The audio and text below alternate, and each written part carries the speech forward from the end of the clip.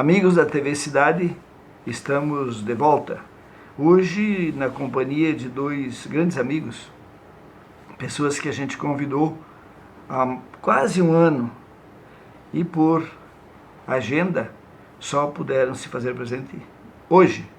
Para nossa alegria, temos aqui para um bate-papo, à minha direita, o Samir, preparador físico do Caxias Futebol Clube, e à minha esquerda, o Rafael Lacerda. Rafael, primeiramente, a sua apresentação enquanto treinador de Caxias, suas primeiras manifestações na Câmara 3. Boa tarde, um prazer estar participando do programa. Sei que esse convite já foi feito há muito tempo, infelizmente por diversos motivos, né, de agenda, de treinos, da pandemia também, até para respeitar alguns protocolos que tinha na época do Gauchão. Acho que foi no Gauchão, né? Foi o convite, a gente não podia participar de programas ao vivo, né, mas hoje estamos aqui para falar. Sou treinador do Caxias assumi em agosto de 2019. Antes eu era auxiliar do clube, onde estava há uns 8 meses como auxiliar, né? Tinha encerrado minha carreira como atleta em 2018, né? Ingressei nessa carreira curta, né? Mas que eu tenho certeza que ainda vai durar por muitos anos, né? O começo de uma trajetória. E estou num clube que tem uma identificação muito grande. Fui atleta no Caxias, né? Joguei em 4 oportunidades no Caxias, né? Saí e voltava, mas nessas idas e vindas foram 4 vezes, atuando em 2007, 2009, 2012 e 2016, né? Então a gente agora tivemos o ano de 2020, onde não tivemos o acesso da Série D, né? Mas tivemos um grande campeonato gaúcho, onde fomos campeão da Taça Edivaldo Poeta, vice-campeão gaúcho, e agora estamos nos preparando estamos no meio de uma pré-temporada, né? Digamos assim, na metade da pré-temporada, né? Nessa preparação para o Campeonato Gaúcho e da Copa do Brasil também, que a gente vai ter em 2021. Muito bom. Meu amigo Samir. Boa tarde. Na Câmara 1, diga mais ou menos o que você veio fazer em Caxias. A convite de quem? Boa tarde, tudo bem? Obrigado pelo convite. Eu vim a convite do meu amigo treinador Rafael Lacerda. Nós conhecemos há algum tempo e aí houve uma indicação, vamos dizer assim, no meio do futebol, e aí o Lacerda entrou em contato comigo. Cheguei aqui em Caxias em 2019 e começamos a iniciar o trabalho. Estou com ele até hoje. Espero continuar um bom tempo, uma larga escala de trabalho com o Rafael Lacerda. E quais os outros clubes brasileiros que você trabalhou, porque você não é gaúcho? Não, eu sou curitibano, nascido em Curitiba e já rodei alguns clubes aí. Eu vou fazer uma pincelada rápida em alguns clubes. Trabalhei no Grêmio, no Ceará, no próprio Atlético Paranaense, trabalhei no Curitiba também, São Caetano e alguns outros clubes, né? No próprio Rio Grande do Sul tive, claro, a oportunidade de ter trabalhado no Grêmio e trabalhei também no Pelotas e no Ipiranga de Erechim. E aí, quando o Lacerda me fez o convite para trabalhar aqui em Caxias, eu aceitei prontamente, né? Curiosidade, esses convites vêm normalmente pelo treinador ou pelo clube mesmo? A maioria dos convites é pelo treinador. Pelo treinador, né? Alguns convites, assim, o próprio Corinthians, quando eu tive a oportunidade de trabalhar por lá, eu fui convidado pela direção, né? Mas a maioria dos clubes, 90% é pelo treinador mesmo. Muito bom. E a adaptação a Caxias do Sul? Muito tranquilo. No início um pouquinho, claro, chegamos no verão, mas na sequência o inverno ele é um pouquinho mais rigoroso. Mas que nem Curitiba também faz frio, mas aqui também tem uma temperatura que não é fácil não, mas é... Rafael, quais são as principais preocupações enquanto treinador do Caxias, que vocês dupla fizeram um belo trabalho em 2020, mesmo com a pandemia, porque todos nós lembramos os enfrentamentos com a dupla Grenal, e tanto o preparo físico, a parte técnica, a parte de orientação em campo, todos nós temos vivos na lembrança um dos melhores, se não o melhor dos últimos anos, desempenho. O que você projeta para o Clube Caxias, para o time do Caxias, nesta temporada, nesse Campeonato Gaúcho e depois as outras competições? Sim, primeiro, nas preocupações que tu falou no início, assim, elas são enormes. A gente tem muita preocupação e muita gente, a imprensa não sabe, a torcida também não tem acesso a esses problemas que a gente tem internos, né? Se fosse, as pessoas acham que é administrar só os atletas, né? Tu administrar só os atletas é a parte mais fácil. Administrar, e ele vai dar, mas são 28 atletas, mas é a parte mais fácil. Mas um clube, ele tem toda uma engrenagem, né? E nós, como comissão técnica, a gente, o certo não seria ter que se envolver com tudo no clube, mas nos clubes não considerados tops, né, os principais do Brasil, que eu também não sei como funciona, o Samir já passou no Corinthians, né? Eu não tive a oportunidade, trabalhei num clube grande que é o Goiás, mas como atleta tu não tem dimensão das coisas. Tem muito problema, muito problema. Mais de relacionamento? De tudo. Tu tem problemas de tudo, de gerenciamento do clube, problemas de tudo. Enfim. A gente brinca que a gente tem que cuidar desde lá a gente tem que trocar informações desde do cara que corta a grama até a cozinheira do clube. Então, assim, infelizmente, a gente precisa se envolver em tudo no clube, né? Isso gera desgastes, isso gera, às vezes, conflitos. A gente tem uma relação no Caxias muito boa com todo mundo. Claro que algumas pessoas devem não gostar da maneira como a gente trabalha, mas, infelizmente, para as coisas acontecerem no futebol tem que ser dessa maneira, né? O Caxias é um clube com uma estrutura muito boa, né? Eu me sinto privilegiado de trabalhar no clube. Ainda mais no meu primeiro clube, no meu primeiro trabalho como treinador, estar num clube que nem o Caxias, que já revelou diversos treinadores, como Tite, Mano, Celso Rotti, o Filipão não chegou a treinar o Caxias, não chegou, né? Mas ele jogou ali, né? Então, assim, diversos treinadores, tem outros, entre outros treinadores, né, que passaram ali. Então, eu me sinto privilegiado. O Caxias, ele tem, como eu falei, a estrutura é muito boa, é um clube que, diferente da grande maioria, infelizmente para os outros, né? O Caxias é um clube que paga em dia, né? Não tem atrasos de salário, dá uma condição boa para o atleta, para a comissão técnica que vem de fora, de moradia, né? Todo mundo mora bem na cidade, né? Sabe? Sim. Em questão de alimentação, de tudo, né?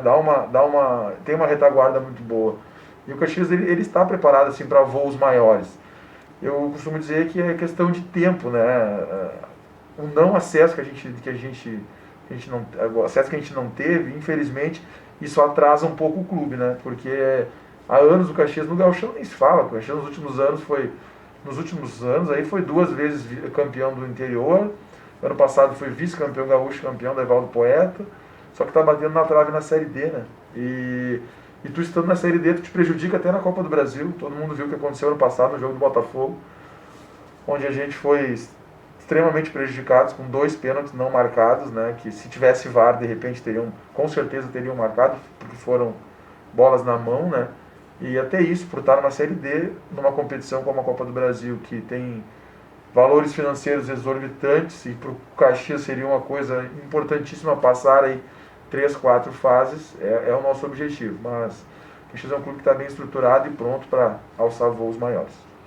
E a estrutura para a preparação física é boa? Você que trabalhou em outros clubes, está na média, ou você precisa muito mais ainda como estrutura a oferecer para o atleta? Não, quando eu cheguei eu gostei. Nós temos uma boa academia, temos uma estrutura... No próprio clube? No próprio clube. Isso é muito bom, porque tem muitos clubes que não têm uma estrutura de uma academia. O campo de treino também, né? O campo de treino facilita a logística de treinabilidade. Do lado né? O campo de treino nosso tem o estádio principal com o campo principal, e o nosso CT, como se fala assim, que é o campo é atrás do estádio, então a gente não tem deslocamento. Mas isso facilita para treinamento, tanto de você sair de um treinamento de academia, depois por uma condição de trabalho com bola, é um facilitador. Desde a questão que o Lacerda levantou de alimentação, que é muito boa, dentro do próprio alojamento, uma cozinha muito boa, um nível de alimentação nível muito bom também, não podemos reclamar, é muito bom. A estrutura de suplementação, nós não temos como reclamar, porque é muito bom. Isso daí é satisfatório E é só uma crescente no trabalho, né? Podemos melhorar, vai acontecer muito mais coisas aí, né? Esse pessoal, por exemplo, tem 28 atletas. Tem categoria de base também? Vamos dizer assim, não é, tem categoria de base, mas não é uma categoria de base que tem com muita qualidade no sentido de formar atletas. A gente diria assim, a palavra não é bem essa, mas ali é uma escola de futebol, né? Os jogadores pagam a mensalidade, não é tão competitivo, o que não é o certo, né? Futebol isso é uma coisa que o Caxias sabe que precisa mudar, né? E acredito que num período, espero eu, que num período curto mude, né? Mas não pode, tem que ser competitivo, tem que fazer seleção de atletas, trazer quem realmente, não estou dizendo que os atletas não são bons, mas não pode o atleta pagar a mensalidade, tem que trazer o atleta, fazer peneirão, ver em jogos amadores, trazer meninos, garimpar meninos, dar alojamento, dar alimentação, dar suporte. Hoje, infelizmente, o Caxias não tem isso, porque o trabalho que o Laírton faz lá é um trabalho muito bom, mas não é o que o futebol profissional precisa, né? Dentro da realidade dele, que é de ser uma escola, né? de ensinamentos, é bem feita. Agora, para o nível que o Caxias precisa, teria que mudar. Teria que ser uma coisa mais competitiva, não poderia ser pago, né? Mais ou menos nesse caminho. Existe aquele espaço na parte de baixo do estádio, onde os meninos ficavam alojados uma época. Quando eu tive esse supermercado, eu fui levar algumas vezes algumas cestas, não é? O rancho para eles. Sim. Mas foi pouco tempo. Ainda existe esse espaço. Sim, existe. Ocupado ainda? Assim, eles não moram lá, né? Mas, na verdade, tem duas, né? A gente ficou alojado na época do Corona, né? Do retorno do gauchão. O protocolo da federação determinava que ficar tudo junto. Ali existem duas concentrações, 2 alojamentos. Tem o primeiro, que é no primeiro andar. O primeiro andar ali, o primeiro andar tem a concentração do profissional, que é muito boa. 2 atletas por quarto, tem vários quartos, 2 atletas. Eles têm a área de convivência, que é com TV, mesa de jogos, bastante lugares para sentar, né? Para jogar carta, enfim. Tem os banheiros deles. Nesse mesmo andar tem o quarto da comissão técnica, né? Quando a gente geralmente concentra aí o Samir, a gente usa esse quarto da concentração. No último andar do estádio, acho que é o último, né? Sim. No último andar daí, porque ali eu acho que tem quantos andares? 3, 4 andares? 4. E aí no quarto andar também existe uma outra concentração, que ela não é utilizada porque ela era feita para a base. Mas está lá pronta. A comissão técnica do profissional, quando a gente teve a volta do gauchão, a gente utilizou ela, porque ela está nova, né? Tá perfeita lá, que seria para a categoria de base, né? Então o Caxias possui uma estrutura assim, muito boa física, mas eu entendo também a diretoria de não ter a categoria de base, porque o investimento ele é muito alto. Vale para os dois. Qual é a dificuldade que vocês têm de... Vocês têm jogadores praticamente do Brasil inteiro. Você mesmo falou que tinha um do Goiás que veio por indicação tua ano passado, tem outro lá no sei onde, tem de diversas partes do Brasil. Isso é normal dentro do futebol, o cara se deslocar. Mas como é que é você administrar essa diferença de cultura e mesmo diferenças pessoais de cada um desses atletas, que de vez em quando até entra em choque isso. Sim. E mesmo a convivência, porque eles queiram ou não, eles vivem quantas horas por dia, sempre lá na concentração, jogo, concentração. Isso causa muitos atritos ou é mais ou menos tranquilo dentro do Caxias? Assim, isso é uma coisa muito relativa. Sinceramente, falando bem a verdade, no Caxias a gente não teve nenhum problema. Desde que eu assumi como treinador ali, a gente não teve nenhum problema de relacionamento com atletas. Nem entre eles, assim. Lógico, houveram algumas discussões entre eles em vestiário, que eu acho saudável e tem que ter, né? Em campo, no vestiário. Mas isso eu costumo dizer que é muito pela cultura do futebol. Eu não posso falar da tua profissão, de uma outra profissão, porque eu nunca convivi com outra profissão. Mas eu costumo dizer que o futebol ele é uma coisa diferente, assim como, sei lá, a área do jornalismo também é diferente, né? Agora eu convivo muito com médicos e eu vejo que a dos médicos também tem uma cultura diferente. Mas a cultura do futebol, isso aí já está neles. Esse negócio deles conviverem com pessoas diferentes, porque eu digo que são 28 atletas, aí dizer assim, são 28 pensamentos diferentes. Não. É 3, 4, assim, que pensam um pouco diferente um do outro. A maioria tem o mesmo pensamento, mesmo jeito, não muda. Claro que cada um tem a sua personalidade. Mas isso aí não dá problema, porque eles já vêm desde pequenininho convivendo com um grupo de jogadores, né? Um grupo que tem menos de 20 jogadores. Então eles já vêm desde pequeno. Então quando eles chegam no profissional, eles já estão calejados dessa convivência em grupo, né? Então a gente não tem assim problemas nessa mesmo. Mas assim, e eu vou dizer uma coisa, isso não quer dizer que vai ter sucesso. Não quer dizer. Eu já participei, os melhores grupos que eu participei quando eu era atleta, agora eu não posso falar porque eu só tive um como treinador, né? Só o grupo do Caxias. Certo. Eu, quando atleta, eu participei de grupos muito unidos, ambiente maravilhoso, e foi campeão. E eu participei em outros clubes. Não vou citar qual clube, mas eu citei num clube que a gente foi campeão brasileiro, já falei, que era o Goiás, né? Vou falar. E o grupo não era bom.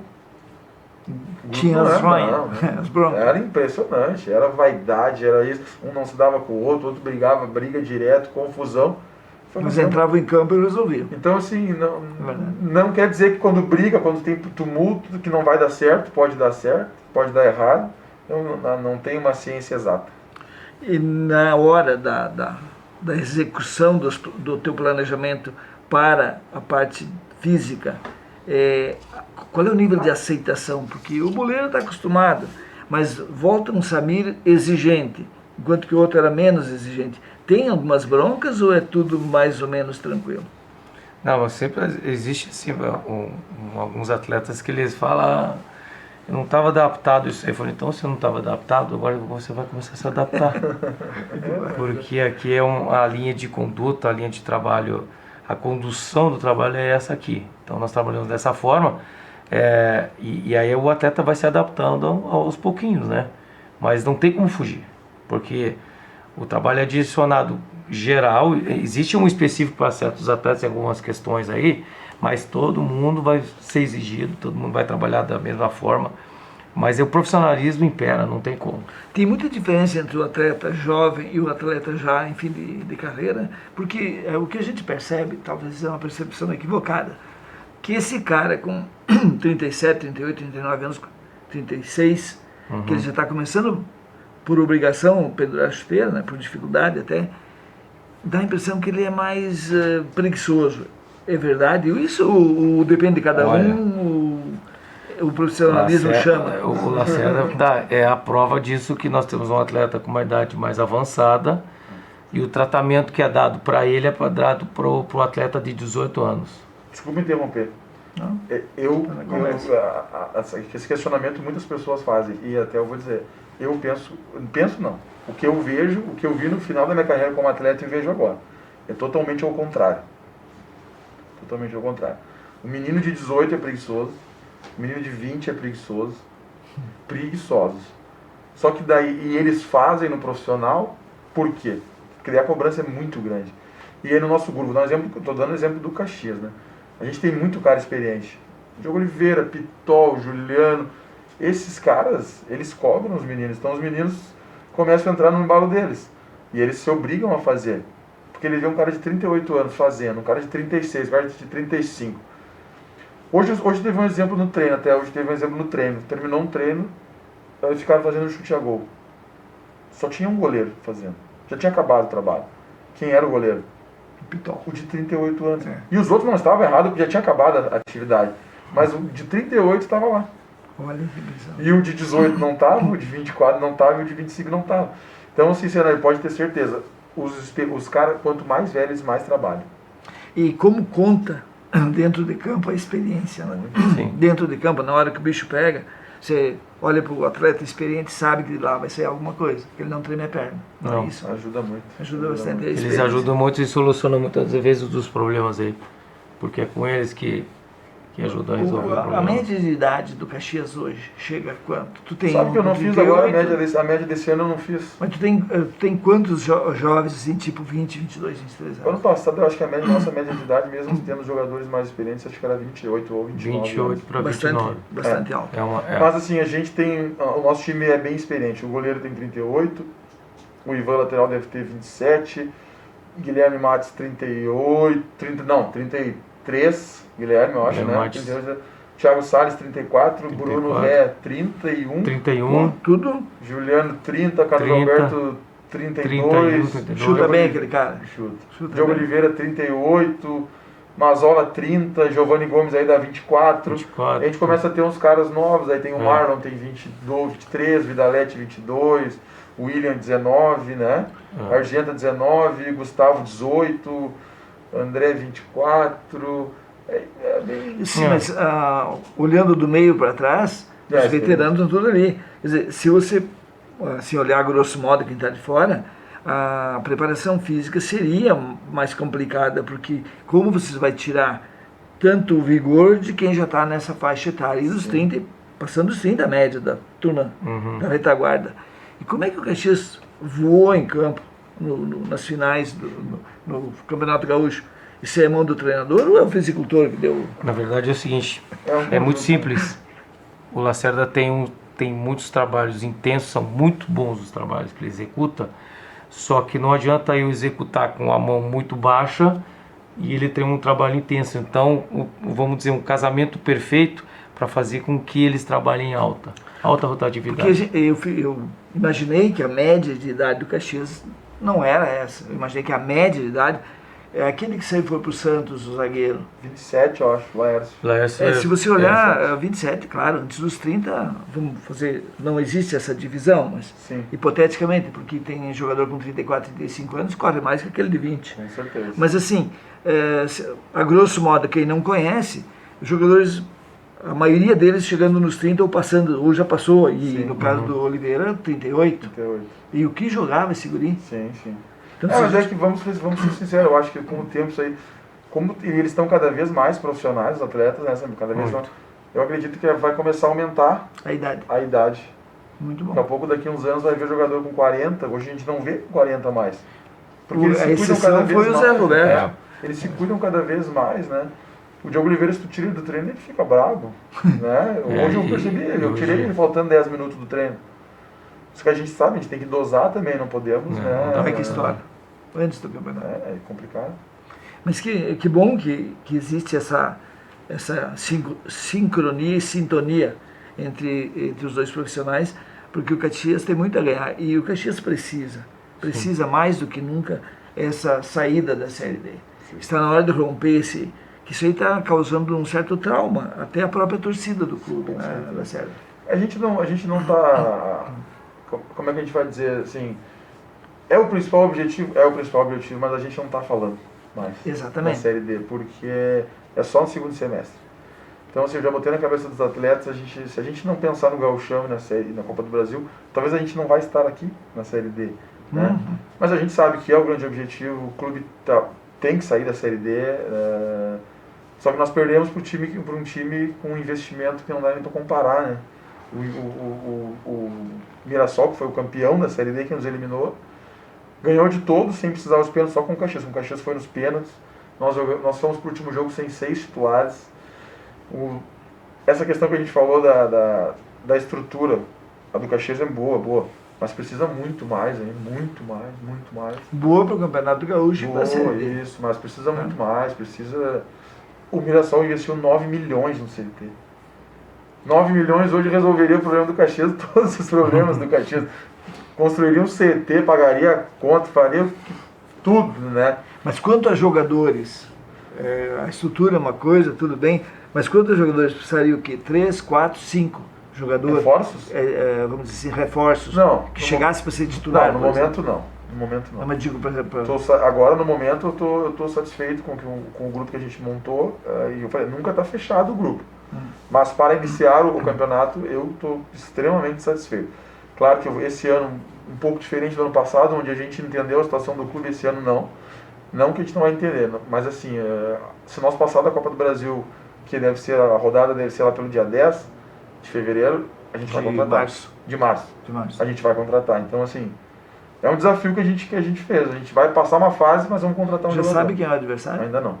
Vai ter o sorteio, mas provavelmente um clube da Série A do brasileiro. Puxa. Mas sempre é a lógica. É um ranking, né? É um ranking. Não tem, e a gente está num pote que... A gente entra no pote da série dos jogadores que estão na Série D e aí tu enfrenta os clubes da Série A. Digamos assim, a probabilidade é remota. A probabilidade é que tu vai pegar um grande, né? É. E aí quando tu pega um grande, que nem o Botafogo hoje tá mal, mas o Botafogo fez um primeiro semestre bom. E aí tu pega um grande, que nem o Botafogo, que hoje tá mal, lógico, mas... E aí tu não te dão 2 pênaltis ainda?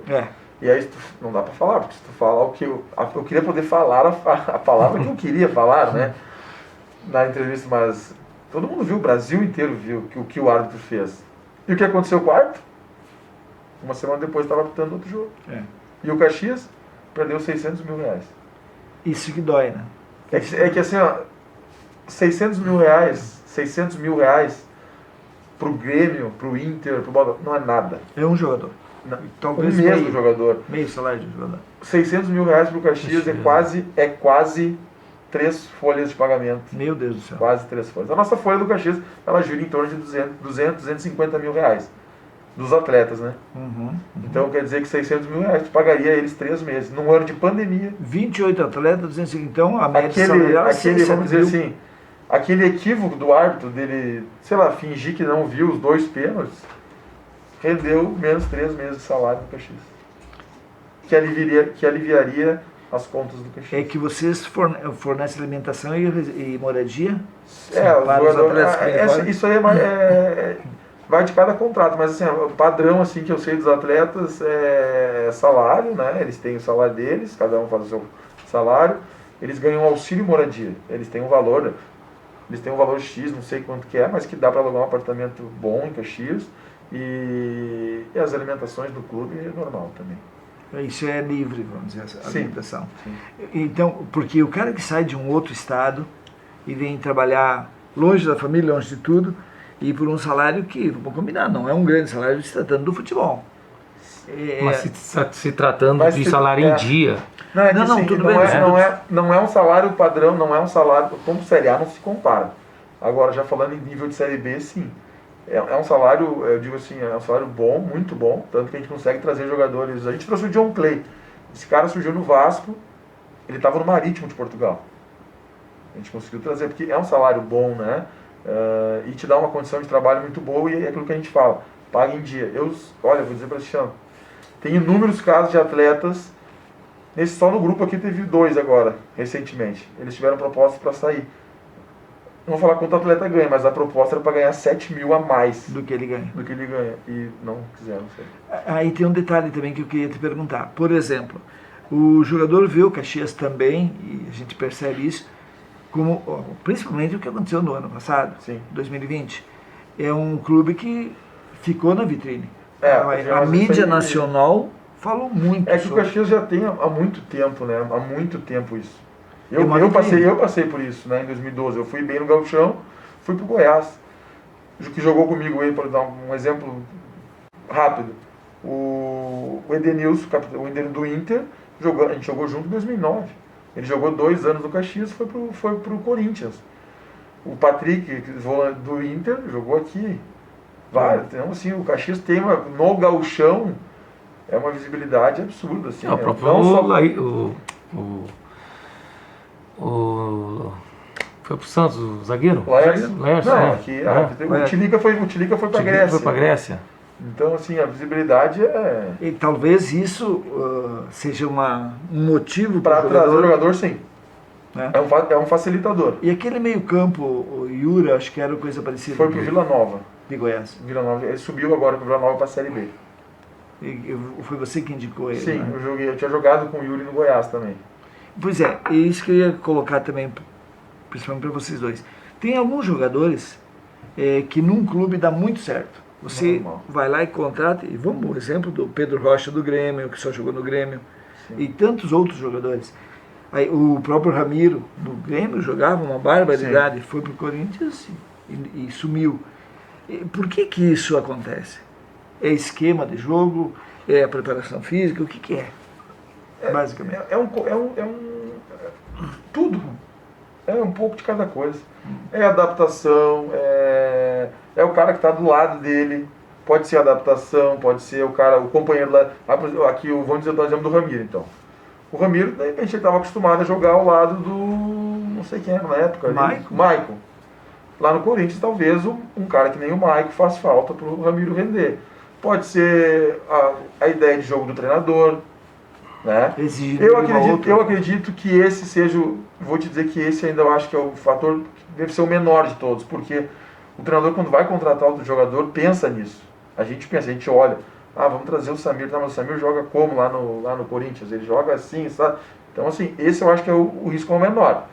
Porque quando tu contrata o jogador, tu não, como é, a gente não faz assim, o Samir é bom, vamos trazer o Samir. Não. A gente olha todo o contexto, como que ele joga apoiado, se ele já é de velocidade. Tá, mas lá ele joga de velocidade, mas ele recebe muita bola em velocidade, mas o meu time aqui vai dar bola em velocidade para ele. Então assim, deve ter gente que contrata, ali não, ali por exemplo o Ademir que é o gerente, a gente é criterioso, a gente olha tudo isso. A gente trouxe o Gustavo Ramos, agora do Sampaio Corrêa, muito bom jogador, veio da Série B. É um jogador de muita velocidade, que gosta de receber a bola no espaço. Mas aí o meu time faz isso para ele? Aí a gente chegou à conclusão que sim, nós tínhamos o Tilica. Então a gente foi e buscou o atleta com esse perfil. Mas assim, aí questão física também, daqui a pouco ele trabalhava de uma maneira no Grêmio, né? Vai pro Corinthians trabalha de outra. E eu vejo também, às vezes o jogador, por exemplo, Maicon e aquele Matheus Henrique. Contra o Caxias, eu nunca vi o Maicon jogar tão mal. Sim. Aqui. Mas será que não foi o Caxias que jogou bem? Não, é isso que eu ia te provocar. O que vocês fizeram enquanto estratégia para anular o Maicon? Não, na verdade, a gente... Você estuda o adversário. Sim. Aquele dia aqui contra o Grêmio, a estratégia que a gente usou, na verdade, a gente quis dar a bola pro Maicon, né? E aí, como o Maicon é um cara que ele tenta muito, né? Personalidade, capitão do time... É o estilo dele. É, o estilo dele. O que a gente pensou? Nós queríamos marcar os outros. Porque o que eu tentei estimular os atletas diante da final, eu falei, qual é a chance de fazer mais gol? É do Cebolinha ou do Maicon? Era do Cebolinha. Então o que a gente fez muita dobra de marcação. Uhum. Eu nunca deixei o Ivano mano a mano com o Cebolinha. Eu sempre dobrei a marcação casada com o Juliano. Do outro lado, quem jogou aquele dia? Alisson. Não. Alisson, talvez. Apesar do Alisson não ser um cara do 1 contra 1, eu também quis dobrar a marcação. Até por respeito aos caras. Então eu dobrei a marcação com o Carlos, com o Bruno. Muitas vezes dobrando a marcação em cima do Diego Souza. E o Matheus Henrique, naquela época, estava com mais infiltração que o Maicon. A gente optou em o Diogo Oliveira não individualizar, mas dar uma atenção maior para o Matheus Henrique. E nós liberamos o Maicon.